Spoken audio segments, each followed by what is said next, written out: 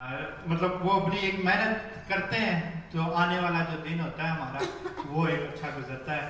बल्कि 2 से 3 मरतबा मुझे रात के जो सिक्योरिटी गार्ड्स हैं दोनों स्कूल्स के, उन्होंने कहा कि यार इतनी सख्त जान कहाँ से आपने लाई है, ये क्या है कि रात को 4 बजे आपके शीशे साफ हो रहे हैं, ठीक है, क्या इन्हें डर नहीं लगता?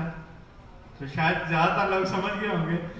मैं सर हनीफ को सर वसीम को रिक्वेस्ट करूंगा कि पहले आप आएँ और हमारे स्कूल की आंटी के लिए छोटा सा एक तोहफा हमारी तरफ से। चलें ज़्यादा नहीं तो मैं अक्सर दूसरे कैंपस वो गेट पे खड़ा होता हूँ तो मुझे फील होता है कि ऐसे लोगों को, बल्कि एक मैं इंटरव्यू देख रहा था तो उसमें ईद की नमाज पढ़ के तो वो लोग बाहर निकल रहे हैं और जो बाहर पुलिस वाला है वो ये शिकवा कर रहा है उसको प्रेस वालों को कि मैं भी तो इंसान हूँ, ठीक है, उसे ईद नहीं मिल रहा है, ठीक है। तो ये चीज़ें हमारे माशरे में एक जिसे कहते हैं ना एक गंदगी है।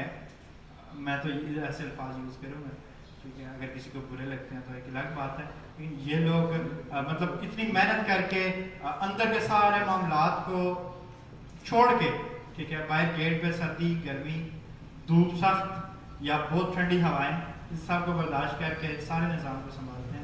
तो इनको दोनों लोगों को जो छोटे से तोहफे दिए हैं वो तो इनकी जो मेहनत है उसको जिसे कहते हैं कि उसके काबिल तो नहीं है, लेकिन फिर भी मैं रिक्वेस्ट करूँगा कि इन्हें कबूल करें।